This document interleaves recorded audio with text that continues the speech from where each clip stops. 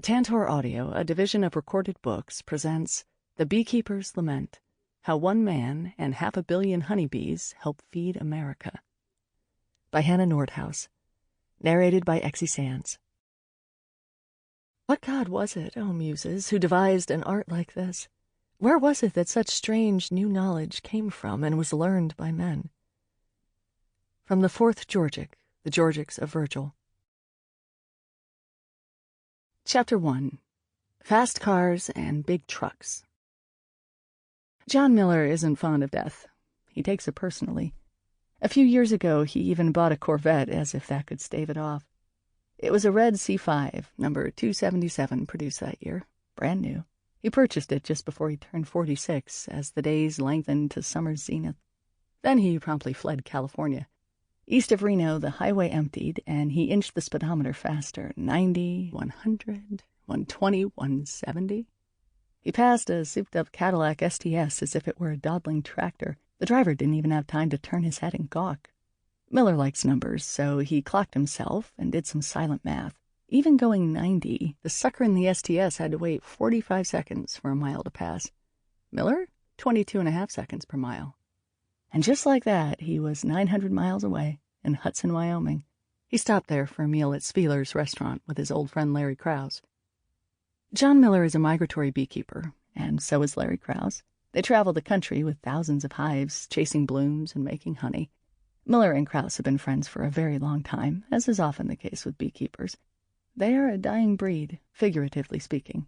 There are fewer and fewer of them, and they tend to a breed, Apis mellifera, the European honeybee, that is literally dying. Yet they persist, against all logic and pecuniary sense, because beekeepers, who have, after all, chosen careers involving stinging insects, are not terribly rational people. They are loyal people, however. Miller loves Larry Krause. He is the kind of guy, Miller says, that they don't make anymore.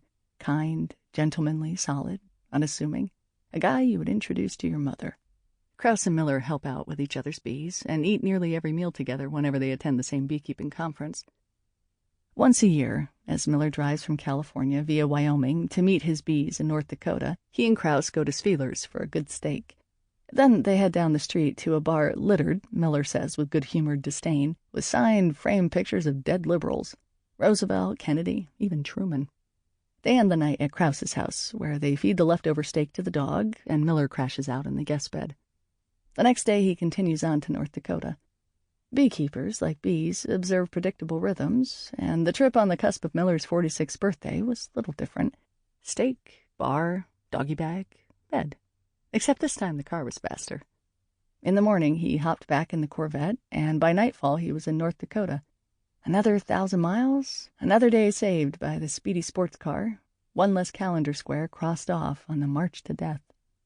John Miller would probably agree if I said the Corvette wasn't simply a way to go fast, or to intimidate other beekeepers, or to impress women. Rather, it was a symbol, a crude effort, as purchases made during midlife crises often are, but a symbol nonetheless of a life unfettered, an existence unencumbered by bees and hives, by constant death, by protective suits and smokers and pasture and comb and feeders and hive tools, by semis and pallets and forklifts and other utilitarian vehicles.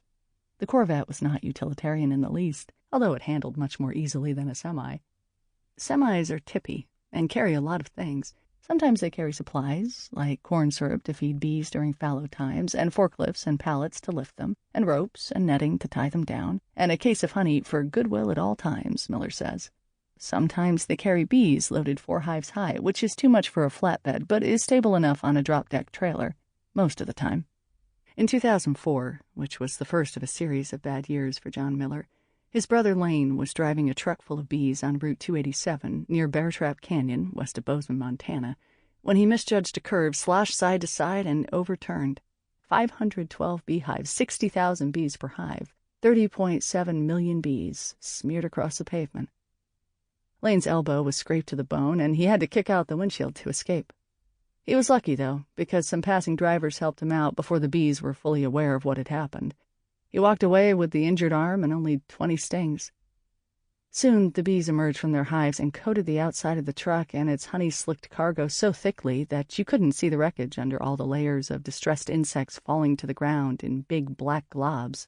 It would be 14 hours before a squad of emergency beekeepers could capture them. The road crew and firefighters could clear the wreck, the state transportation department could clean up the last pools of honey, and the road could reopen.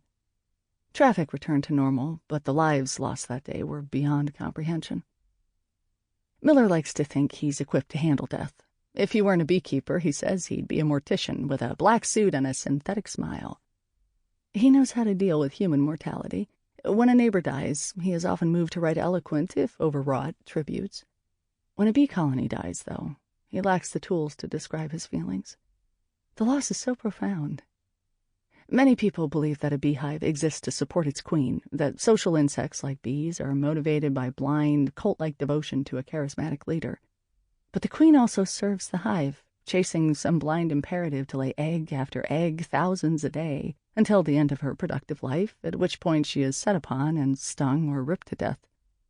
The worker bees forage for supplies to keep the queen alive, but their first job is to care for the young, so really they are tending to the future. A typical beehive is a rectangular wooden box, usually painted white. The top of the box comes off, and that is the way the beekeepers gain access to their bees, though they usually need a hive tool, a 10-inch wedge-like steel implement that looks like a caveman's crowbar, to disengage the flat wooden top from all the gunk that has accumulated underneath. Within the body of the hive, also called the brood chamber, lie 10 top bars, wooden strips that rest across the rimmed edges of the box and hold the frames, which are rectangular planes of wax comb that hang like folders in a file cabinet. Each frame is filled with hundreds of wax cells, small interconnected hexagons in which queens can lay eggs and worker bees can store honey and pollen. Because the frames aren't attached to each other or to the hive, the beekeeper can easily remove them one by one, as a file clerk would remove a hanging folder, pulling the frames straight up and out of the hive to examine the bees or harvest honey. When a colony is healthy, the frames are teeming with thousands of bees, crawling and hatching and eating and working. The workers, the female bees who do all of the cleaning, feeding, gathering, storing, and guarding, clamber over and under each other with purposeful direction. The paunchy drones, larger male bees whose sole task is to be available to impregnate a queen, wander around looking for handouts. Amid all this chaos, the queen sits like a rock star in a mosh pit, laying eggs, encircled by fawning workers who tend to her every need. That's what a healthy colony looks like. But when a colony collapses, when the population dwindles, when the incubating larvae get too cold, when the workers expire in a huddled, fluttering mass inside the hive or crawl out the entrances to die away from home, and when the queen finally dies too, then it is an entirely different scene. Empty brood cells, scattered disheartened survivors, plundering robber bees and mice and wax moths, filth and rot and ruin and invasion and death creeping in, like a neighborhood abandoned to the junkies. And when that happens, the real tragedy is not simply the loss of 35,000 or 60,000 or even 80,000 insignificant and perhaps soulless individuals, but of the future, the colonies and Millers. That sort of loss is harder to comprehend. It leaves Miller wordless, or, more accurately, overflowing with words he is not supposed to use. The death of a hive is both mind-numbingly ordinary and mind-blowingly sad. How do you describe that sort of bereavement? It is not so easy. Premature death is never part of a beekeeper's plan. Nonetheless, it is a way of life for him, because the best-laid plans are more like faint suggestions when your livelihood depends on the well-being of insects. We know this now. In the last half-decade, a third of the national bee herd, about 1 million colonies, has died each year, often under mysterious circumstances. Miller is accustomed to losing bees on a large scale. The insect kingdom enjoys little cell repair, he says. Humans relate poorly to this truth. If a bee is sick, she doesn't get better. If she breaks a leg, it doesn't heal. If she ruptures her exoskeletal protection, she dries out and dies. If her wings are too worn to fly, she dies. Even when things are going well, a hive can lose 1,000 bees a day as a matter of course.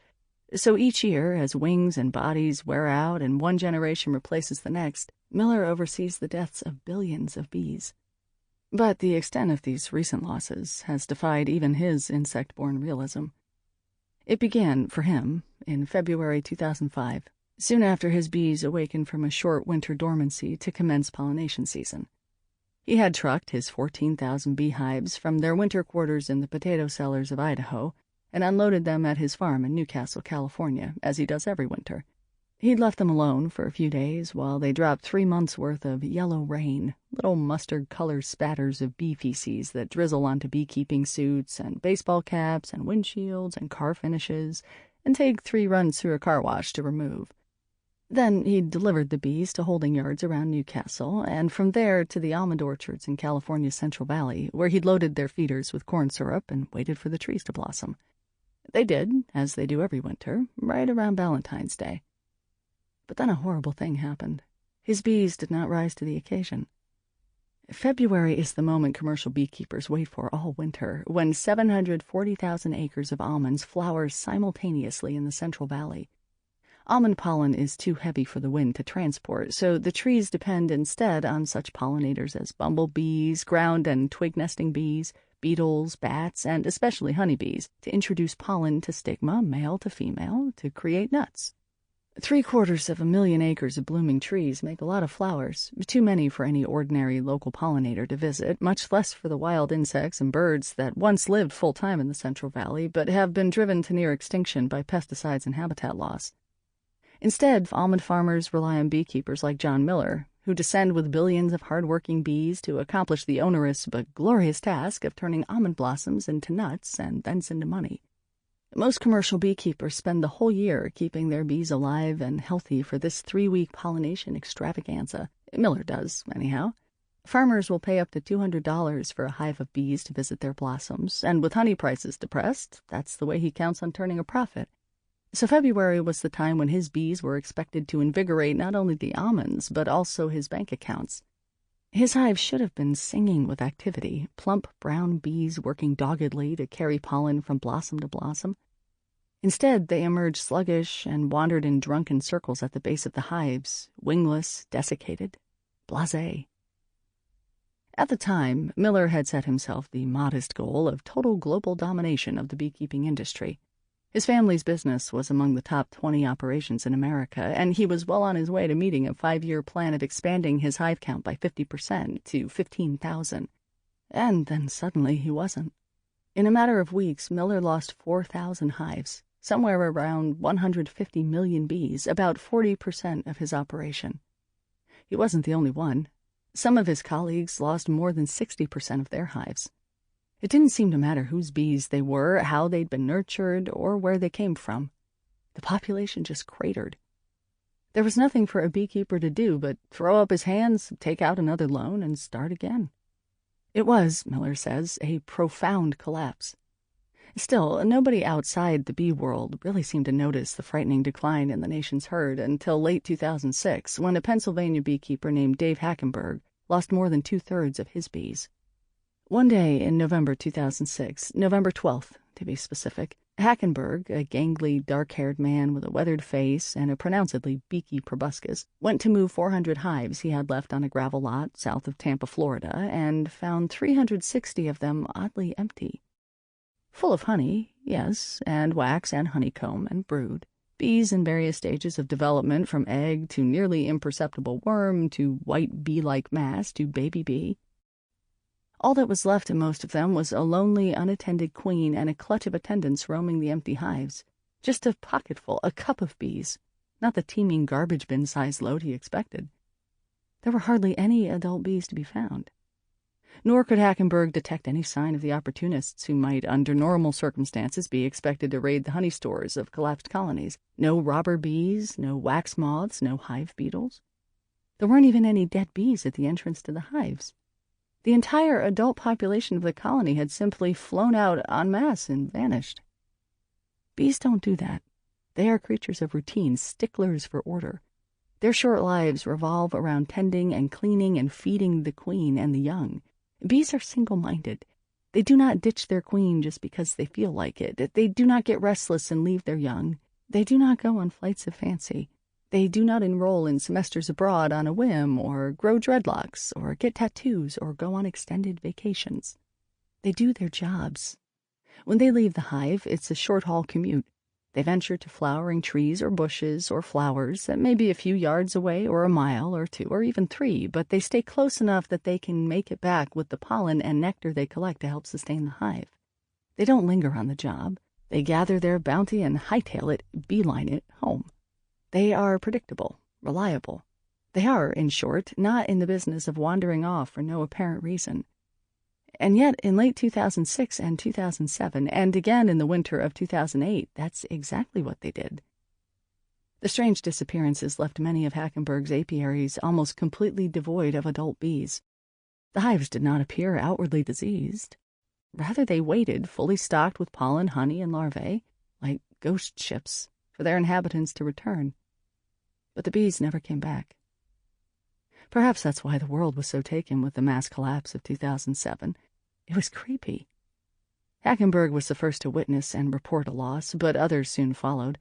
The scientific community initially gave the strange new malady the name fall dwindle disease, but as fall turned to winter and winter to spring, and as beekeepers across the country and then the world began to report similar inexplicable losses, they renamed it colony collapse disorder, or CCD. More than a third of the nation's hives collapsed in 36 states, and losses were reported in parts of Europe, India, and Brazil as well. Some beekeepers saw up to 90% of their colonies fail that year and the next. Hackenberg lost 2,000 of the 2,900 hives he had shipped to Florida that year. Still, it wasn't, after all was said and done, much worse than the die-off of 2005, when John Miller and many of his colleagues lost lots of bees. What was different was that the disease looked nothing like anyone had ever seen. Not Hackenberg in his 45 years of beekeeping, not John Miller, whose family had been keeping bees for 4 generations, not the army of entomologists and geneticists and nutritionists and agricultural extension agents called in to investigate the problem. There is nothing like a calamitous mystery to pique the interest of the public. After years of invisibility, beekeeping had become suddenly exquisitely interesting. Newspapers, magazines, and websites reported every theory bandied about to explain the puzzling malady, from pesticides to bad weather to bad corn syrup to high-voltage electric transmission lines to cordless phones to various viruses, bacteria, and fungi to the first sign of the coming rapture when worthy souls, like bees, would be recalled to heaven. When reporters called Miller for quotes, however, which they often do because he gives awfully good ones, he usually let them down. He placed the blame for CCD on a related disorder he called PPM, shorthand for piss-poor management, or PPB, for piss-poor beekeeping. Some variation of the acronym swept through the beekeeping community as quickly as the disease itself. Miller believed that the afflicted beekeepers simply hadn't taken good enough care of their bees, and that's what he told the clamoring media. I sympathized with the disappointed press corps. I was working on a magazine article about John Miller, one that had been in the works long before CCD had arrived, and I admit it would have been wonderfully convenient for my purposes had his bees disappeared as well, but that winter wasn't shaping up to be a particularly bad one for Miller, no worse than normal, anyhow. Millions of his bees died because that's what bees do these days, but they did not disappear in romantic and disturbing ways. They just died, en masse, of various ailments, as they had every year since Miller's miserable February of 2005. I kept emailing him, hoping he'd report something terrible. He kept emailing back, offering me the latest beekeeper gossip, blaming genetically modified corn syrup for the deaths, or a new strain of an old fungal infection, or, most likely, a massive dose of PPM. Then Miller would change the subject to something far more interesting to him, like a dying neighbor, or a new truck. John Miller likes to email. He also likes to pontificate, joke, write, say incendiary things, tell stories, drip with sarcasm. Most of all, he likes to talk. The first time I spoke with him, in 2004, I phoned him for an article about Honey Stinger, a honey-based energy gel company in which he is a partner, along with Tour de France champion Lance Armstrong, who became an owner of the company in 2010. Miller told me he had been up all night for nearly 2 weeks straight moving bees into almond orchards in California. "We all need to take a nap," he said. That sounded worth a follow-up, so I called him again and asked him a few questions about his work. We spoke for an hour and a half, and I sent him an email thanking him. He responded not long afterward. It was a surprising email, written in stanza form, and I kept it, because it was funny and also somehow touching. I realized that I had stumbled onto someone who had taken an unusual and thorny route through life, someone who cared passionately about something strange and had a talent for expressing it. I had, perhaps, crossed paths with the email poet laureate of the beekeeping profession. I pasted his missive into a file, and later the next one, and eventually accrued hundreds of pages of free verse emails that, in aggregate, form something of an epic poem, an Arial 10.0 ode of Homeric proportions. I am Mormon, though I only have one wife, he wrote in his first email, and he continued, I have taken public speaking courses. I am a Toastmaster of some rank, though no longer a member. I believe, but am not sure, I am the only subscriber in this industry to the Wall Street Journal, Harvard Business Review, and Fast Company magazine. This does not make me better than anyone else. It does not make me worse than anyone else either. I am curious, and probably read a bit more than the average bee guy. I spend 300 days a year outside, so my idea of camping is Midtown, say the Drake, 17th floor, room service. That is camping. No bugs, no sleeping under the truck in a sleeping bag. When I get out of the bee yard, I want out of the bee yard. I like speaking to bee guys, and I think I have something to say to them. Beekeeping, he concluded, is a mystery to me, and I love talking about it.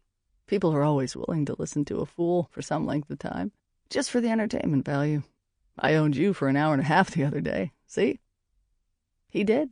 He had. I booked a ticket, and in February 2006 flew from my home in Colorado to visit him as the California almond bloom unfurled toward its peak. He picked me up in the Corvette. The car was well-loved and well-kept, even though it was 7 years old by then. It rode smoothly and close to the ground. We drove not much faster than anyone else, this being California and the highways being clogged with cars, from the Sacramento airport east to his home in Newcastle, where the Central Valley begins its slow ascent toward the Sierras. The house perched on a green hill overlooking 3 acres of mandarin groves, and below them a few aluminum outbuildings, a fleet of trucks and forklifts and syrup tanks in various stages of obsolescence, a U-shaped assembly of trailers and modular homes for employees, and hundreds of rectangular white bee boxes grouped and stacked hither and thither, what Miller described as a mad Jed Clampett scene. Bee guys, he said, shouldn't be allowed to own property. Such an assessment is not entirely fair to him, and certainly not to his wife, because his house was spotless, a model of order.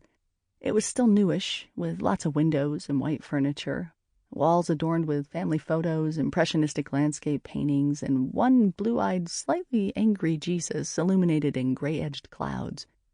We got there in time for supper with friends from church and Bill Miller, no relation to John, but rather the father of Alan Miller, a high school beau of Jenny Miller, John's daughter. Bill was soft-spoken and recently divorced, and he was there not only for dinner and fellowship, but also to buy the Corvette. It was time for John Miller to move on.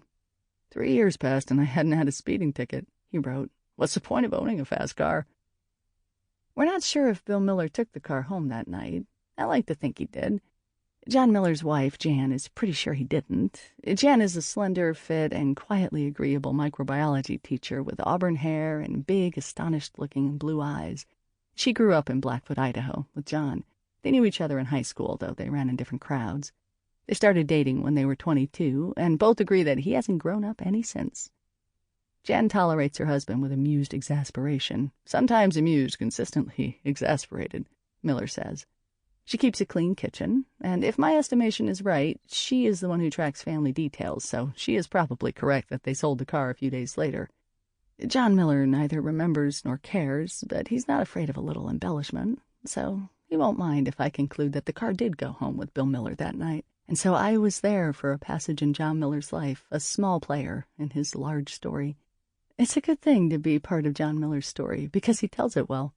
Miller is smart and engaged, a master of details. He remembers everything, though not always as it actually happened.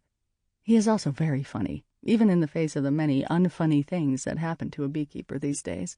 Bob Conan, a queen rearer and almond farmer who is not terribly funny, but is very friendly and sturdy and thorough, once said to me that he didn't know how John Miller could have a sense of humor when so many things in this business are not humorous at all. Yet he does. The wit is mordant, the humor gallows. He jokes and yarns and speaks out and joins boards and cares for the future of his industry. But most of all, he cares about the loyal, industrious, sometimes violent, always fragile insects that die by the dozens every time he opens a hive. He doesn't mind making a fool of himself to make that point. I am the blabbermouth you've been seeking, he told me. Miller was born in 1954. He has a pointed nose, quizzical arched eyebrows, an orderly crown of receding salt and pepper hair, a reassuringly sonorous Jimmy Stewart-like voice, and an eternally bemused expression. He is an observant Mormon, but it is agreed in his family that he won't take the sacrament when it is offered because he still has some work to do before he ascends to latter-day sainthood.